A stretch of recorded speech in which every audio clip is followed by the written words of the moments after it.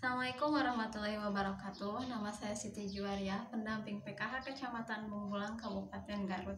Pada kali ini saya akan membuat video simulasi P2K2 di modul perlindungan anak sesi 12 langkah 2. Selamat menyaksikan, tapi sebelumnya jangan lupa ya untuk like, comment, and subscribe.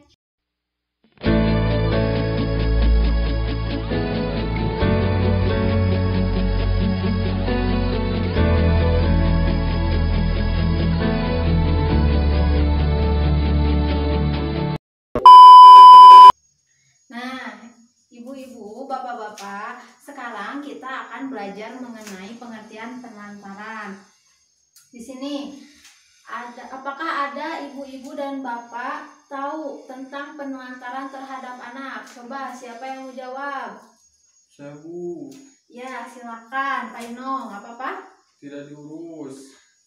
Penelantaran adalah anak yang tidak diurus ya, Bu, kata Pak Inong. Yang lainnya ada yang mau menambahkan? Silakan Bu Ai.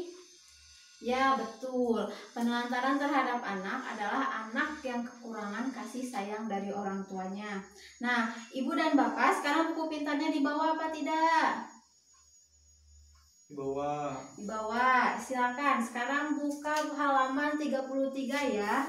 Nah, coba. Udah dibuka, Bu? Oke.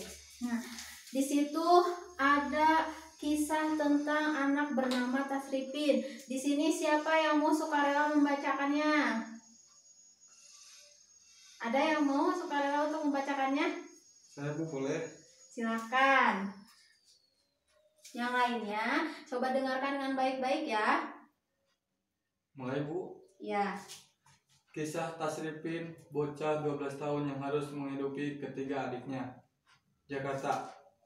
Jauh di sebuah dusun di desa Gunung Lurah, Kecamatan Cilongok, Banyumas, Jawa Tengah, Tasripin, bocah tanggung dari dusun pesawahan, harus hidup sendiri dan mencari nafkah untuk menghidupi ketiga adiknya, Dendi, Rianti, dan Daryo.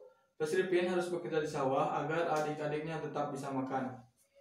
Di rumah bilik kayu dengan luas 5x7 meter persegi dengan satu ruangan kamar luas 3x3 meter persegi dan sebuah dapur dengan tungku kayu bakar serta isi perabotan yang sangat sederhana dan hanya terdapat 2 buah kursi panjang dan 1 meja. Beralaskan lantai semen yang sudah pecah, hidup bocah sebatang kara. Ayah mereka bekerja di Kalimantan bersama kakak tertuanya.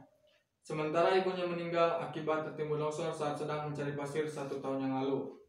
Kini bocah-bocah tersebut harus hidup sebatang kara dan tidur dalam satu kamar dengan kasur dan bantal yang sudah tampak lusuh dengan ditutupi mata. Nah, terima kasih ya untuk Pak Inong yang sudah membacakan kisah tadi. Coba tepuk mantul dulu untuk Pak Inong. Tepuk mantul. Mantul, mantul. Mantul, mantul.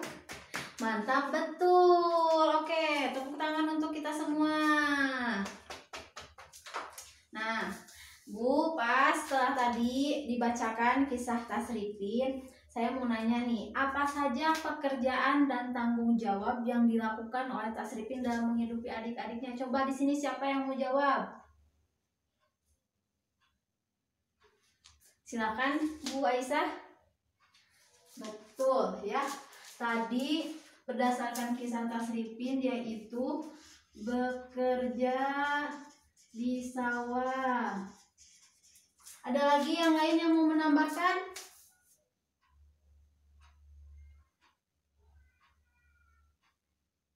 Pak Didi, ya silakan Pak. Memasak katanya. Ada lagi? Siapa lagi nih ibu-ibunya nih? Bu Sumsum, silakan Bu. Akan apa Bu? Mengurus rumah, ya.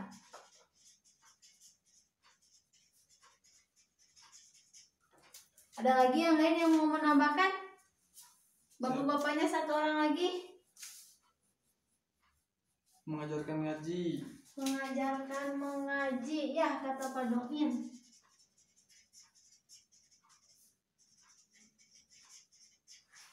Nah, Berdasarkan kegiatan yang Tasripin lakukan untuk menghidupi adik-adiknya dan mengurus adiknya tersebut, apakah yang dilakukan tersebut layak dilakukan oleh anak seusia Tasripin atau tidak, Bu, Pak? Tidak, Bu. Tidak ya. Tidak layak. Nah, jadi kalau menurut Ibu dan Bapak, apa sih yang seharusnya dilakukan oleh ayah atau kerabatnya terhadap Tasripin dan adik-adiknya? Ada yang bisa menjawab? Tidak meninggalkan Tasripin sama adik-adiknya. Tidak meninggalkan Tasripin. Meninggalkan di sini artinya tidak lepas tanggung jawab ya dari orang tuanya. Terus ada lagi yang lain yang mau menambahkan, Bu? Bu Cucu, iya gimana, Bu? Seharusnya tidak membiarkannya bekerja jauh, betul.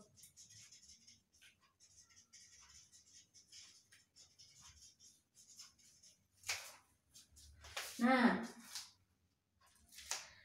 apa yang tadi dikemukakan oleh Ibu dan Bapak betul ya? Coba tepuk tangan dulu untuk kita semua.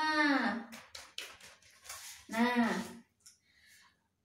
betul. Jadi berdasarkan cerita tadi itu merupakan salah satu contoh penelantaran terhadap Tasripin dan adik-adiknya.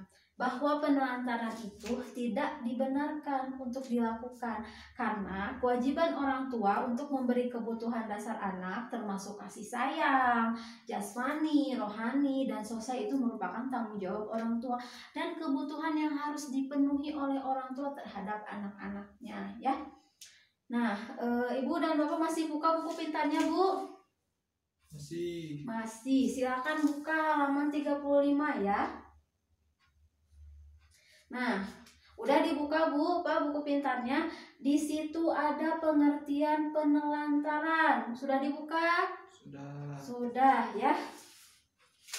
Nah, kita baca sama-sama ya, Bu. Pengertian penelantaran. Jadi, anak terlantar adalah anak yang karena suatu sebab orang tuanya melalaikan kewajibannya dan kebutuhannya. Anak tidak terpenuhi dengan wajar baik secara rohani, jasmani, dan sosial. Ini sudah tercantum pada Undang-Undang Nomor 4 Tahun 1979. Sampai sini sudah jelas apa belum, Pak?